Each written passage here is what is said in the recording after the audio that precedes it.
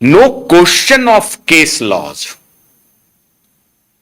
ये सेटल्ड है भाई, जबकि पीड़ित के पिता आकर के अर्जी दे रहे हैं, आपको एफआईआर कर लेने में नुकसान क्या है? और अगर ये सुसाइड है तब तो और भी अच्छी बात है, पुलिस का काम और भी आसान हो जाएगा कि फौरन से फटाफट आप इन्वेस्टिगेशन करिए, सारे एविडेंस दे दीजिए, हो गया सुसाइड, खत्म बात है। अब सुसाइड के लिए किसने क्या किया वो अब इन्वेस्टिगेशन का विषय होगा। तो अदालत ने सिंपल सवाल पूछ दिया कि इसमें परेशानी क्या हो रही है पुलिस को। भाई इनकी एक शंका आई है, दुनिया का कोई भी न्यायालय, दुनिया का कोई भी प्राकृतिक न्याय का पक्ष क्या इस बात से इनकार करेगा? अगर पीड़ित के पिताजी आ रहे हैं और वो ये कह रहे हैं कि इस केस की तहकीकात होनी चाहिए और जिस तरह से हो रही है उसमें मुझे संदेह है और उसको एक बार फिर से सुना जाना चाहिए, क्या क्या अनर्थ कर रहे हैं? कौन सी बुरी बात कह रहे हैं? किसी कानून की अवहेलना भी नहीं हो रही है। तो जज महोदया ने कहा कि भाई क्यों नहीं कर लिया आपने एफआईआर?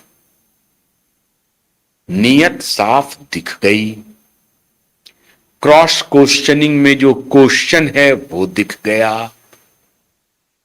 तो ठाकरे का पांव हाथ फूलना शुरू हो गया और वो जो दलाल सेटलर है ना, सेटल करने वाले दलाल अदालत में जो बैठा है, जो वहां से बाहर निकल के फोन करता है कि इस बार मैंने सेट कर लिया, तारीख अगली तारीख मिल जाएगी, चिंता मत करिए कुछ नहीं होने वाला है, ये सब पागल सब है, क्या है इनकी क्या औकात है, मसल देंगे।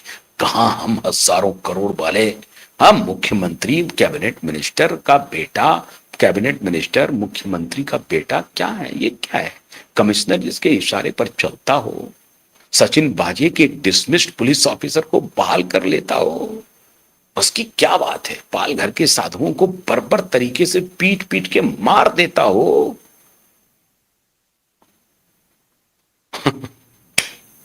तो अदालत ने कहा कि आ जाओ 24 अगस्त को 3 बजे आ जाओ, 24 अगस्त को 3 बजे। इसके आगे एक और कहानी, लेकिन पहले तो कल जो अदालत में हुआ ये 3 बातें कि फर्जी फोटोग्राफ बना करके पुलिस वाले घूम रहे हैं, फर्जी फोटोग्राफ, और एफआईआर कर क्यों ले रहे हैं इसका जवाब मांगा है, जवाब ही नहीं है। और तीसरा कि जो कागज जो आपने इंक्वायरी किया था उसकी एक कॉपी देनी पड़ती है परिजन को, यहां तो पिताजी और माताजी हैं, उनको देना था, तो 5 साल में आपने क्यों नहीं दिया? और चौथा है कि भाई ये क्लोज किसने किया, किस अथॉरिटी ने किया? एसीपी ने कर दिया। ऐसे मित्रों सवाल हैं जिस सवाल का कोई जवाब मुंबई पुलिस के पास नहीं है।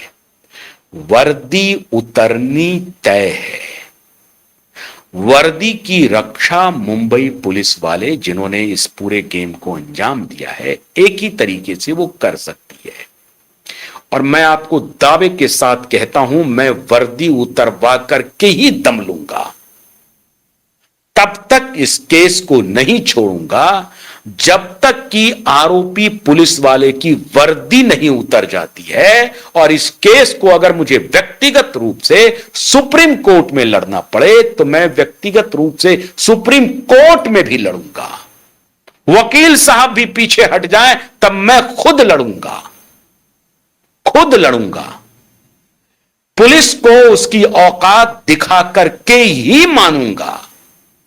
ईमानदार पुलिस वाले हमारे साथ हैं, सारे मुंबई के ईमानदार पुलिस वाले from bottom to top, they are with us, they are not with them, with culprit, with mafia, with criminals. वो क्रिमिनल वर्दी वाले के साथ ईमानदार पुलिस वाले नहीं हैं।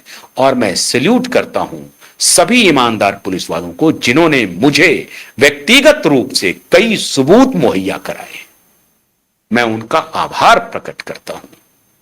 और इसीलिए मैं कह रहा हूं कि वो जो बेईमान, भ्रष्ट, कातिल पुलिस वाले हैं, उनकी वर्दी किसी भी सूरत में उतरवा कर रहूंगा और अदालत उतरवाने की आदेश देगी। सस्पेंशन उसका तय है, मुअत्तल भी होगा, वो नौकरी से मुअत्तल भी होगा। कोई जवाब इनके पास नहीं है। अभी भी समय है, अभी भी मैं एक फिर चेतावनी दे रहा हूं, अभी भी समय है। मैं खुद कह रहा हूं कि मैं इस केस को लड़ूंगा सुप्रीम कोर्ट में खुद उतर करके, क्योंकि ऐसे अकाट्य साक्ष्य है ना जहां से तुम्हारी वर्दी जाएगी ही जाएगी।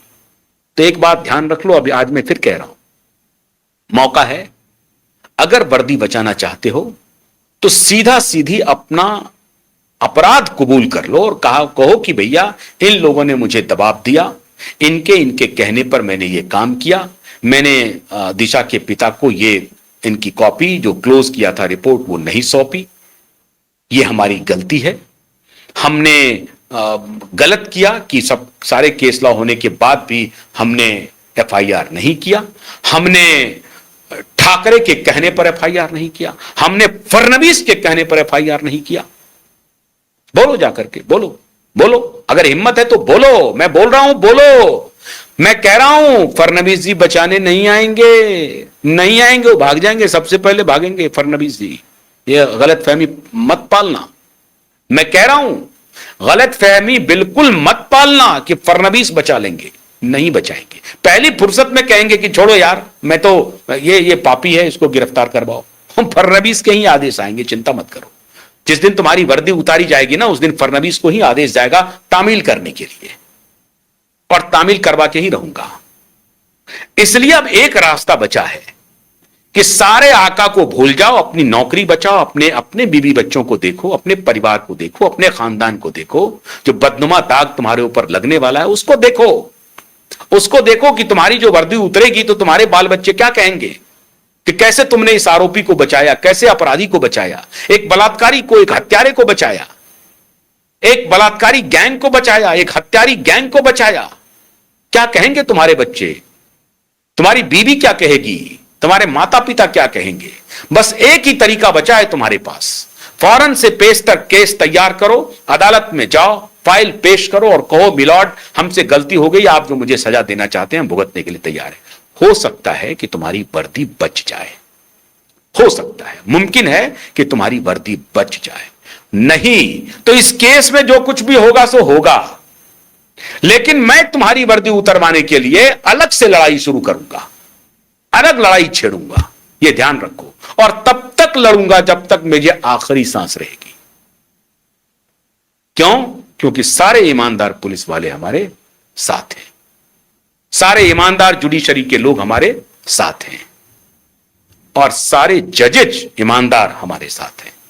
इसलिए बचने का कोई रास्ता नहीं। पॉलिटिकल नेताओं के चक्कर में मत पड़ो, उनको अपना वोट बैंक के चक्कर में है वो, उनके चक्कर में मत पड़ो। वो आएंगे जाएंगे, आज हैं कल नहीं रहेंगे, कल हैं परसों नहीं रहेंगे, लेकिन आप तो रहोगे, आपकी संस्था रहेगी, पुलिस एडमिनिस्ट्रेशन रहेगी। वर्दी की लाज रखिए, जैसे अदालत ने कल दोनों मैडम ने अदालत की साख की लाज रख ली है और जस्टिस की न्याय की लाज रख ली है, वैसे वर्दी की लाज रखो। अपील कर रहा हूं, धमकी भी और साथ साथ अपील भी कि वर्दी की लाज रखो, रिपोर्ट सारे पेश करो, साथ सारे पेश करो। बचने का कोई रास्ता नहीं, ऊपर वाले से डरो। ये देखो कि सारी मीडिया पीछे हट गई थी, कहां से हम आ गए ना, सब कुछ शांत हो गया था। न्यूज लॉन्ड्री जैसा जो पूरे न्यूज का लॉन्ड्री करता है, उसने पूरा गालमेल करके इसको सेटल डाउन कर दिया था, क्योंकि वो न्यूज लॉन्ड्री है, सारी न्यूज का लॉन्ड्री करता है, धो करके खबर लाता है ना, साफ सुथरी खबर लाता है। और वो साफ सुथरा कितना बेईमान है, कितना भ्रष्ट है, कितना धूमिल है, कितने दाग हैं, उसको क्यूबाइब नेटवर्क ने एक्सपोज किया, उस न्यूज लॉन्ड्री को, और पार्टी बना है न्यूज लॉन्ड्री, पार्टी है इस केस में, इस केस में पार्टी है, बचेगा नहीं, सब पर नोटिस आएगा, छोड़ेंगे नहीं हम लोग। तो ये धोने वाले भी जो सोच रहे हैं ना कि हम निकल जाएंगे, ऐसा नहीं होने वाला है, नहीं होने वाला है। एक बेसहारा माता पिता की लड़ाई है ये, एक ऐसे लड़की के बीभत्स बलात्कार और हत्या की लड़ाई है जो पूरा देश इंतजार कर रहा है इस न्याय के लिए। यहीं से खुल जाएगा सुशांत के केस का दरवाजा। और अभी तो वीडियो वायरल हो रहा है कि ये कैसे हो गया साहब, ये कैसे हो गया कि सारे सुशांत के अगल बगल वाले जितने कैमरे हैं 6 के 6 फ्लैट और आसपास के सभी बंद पाए गए, सभी बंद पाए गए। ठाकरे कॉकरोच नहीं बचाएगा, नहीं बचाएगा। मेरा दूसरा कार्यक्रम मोदी ने कैसे इनका नशा उतारा है उस पर है, उसको भी देखिएगा। बहुत बहुत शुक्रिया, नमस्कार।